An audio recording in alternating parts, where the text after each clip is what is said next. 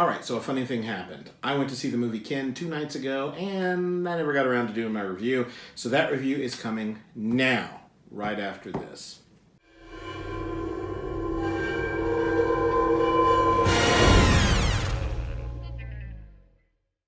Hi folks, welcome back to Pop Pop Fizzle. I'm Jeff. Normally I'm joined by my wife Heidi. She was not able to go see Ken with me. I'm actually filming this after she and I just got back from seeing the movie Searching, so I'm wearing the same attire that I was wearing in that video. Somehow, in the course of chaos around the house, I never got around to filming my review for Ken, so I'm going to do that right now. This will be a non-spoiler review, so you don't have to worry about spoilers if you're looking to go and see the film. If you're not familiar with the movie Ken, K-I-N, by the way, not Ken, like, Barbie's fella. This is I don't know how to describe this film. It definitely has a sci-fi framework. If you haven't seen the trailer, you can jump down into the description for this video, and I'll put the link to our trailer reaction for that down below. But yeah, I was interested in seeing this film right from the get-go. I knew James Franco had a hand in the production of this film and was playing a small role. Not a huge James Franco fan, but he does make some interesting choices, so I was curious about seeing this film and what happens there. Also thought it was interesting that Dennis Quaid was in this film.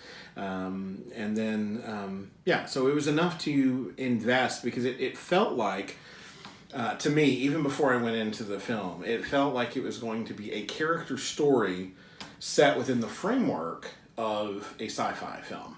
And I really feel like that's what this was. No spoilers, but this is definitely a character-driven film.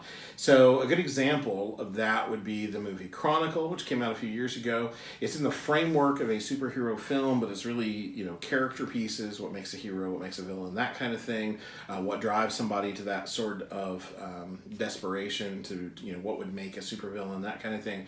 But it was really dealing with less with superpowers and fights, until the end, and more about character stuff. So this is very similar. Ken was very similar to that in that it is very much a story about the two brothers that are at the centerpiece of this film.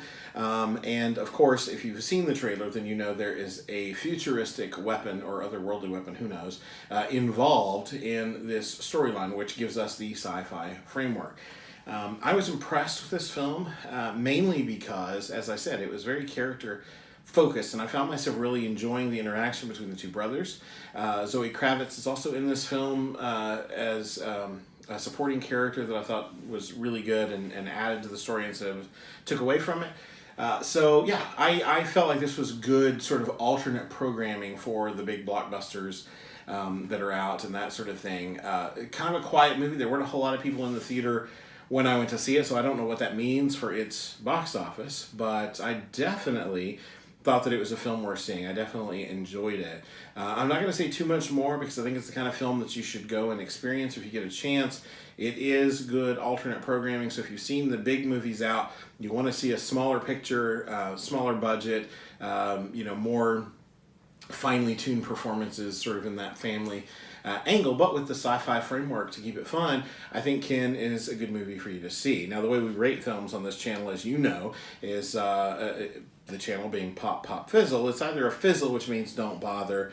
I'm not sure if we've ever done one of those. Maybe we have. A pop means definitely see it, but you can wait until it's streaming or rent it in Redbox or whatever. And then a double pop means go out and see it now on the big screen. Check it out. For me, this is going to fall closer to the double pop side of things. Somewhere probably between the pop and the double pop, although definitely closer to the double pop. I enjoyed seeing this play out on the big screen. There were a couple of nice surprises in cameo form toward the end of the film. I won't spoil that. But yeah, a couple of things there to look out for. I thought this was solidly acted and solidly put together. I'm not a big James Franco fan. Liked him in this film. Thought his turn as the character in this film was pretty good. He's not the star of this film by any far stretch of the imagination, so don't go for him alone. But the story of the brothers I thought was really well handled. Dennis Quaid's part in this movie also handled well. He's not in the movie a whole lot either. The big names are really not. The main focus is the two brothers and, of course, Zoe Kravitz's character providing a supporting character. But anyway, so that's where that is for me. It's between the pop and the double pop. I say if you get a chance to see it and you've seen the big movies, go check it out. I don't think you'll regret it. Anyway, that's it for me. If you like this video, be sure and hit that thumbs up, and if you are not subscribed to the channel, do that. We love it when you do that. Consider hitting that bell icon if you're already subscribed so you don't miss anything, and as always, we love to hear comments from you.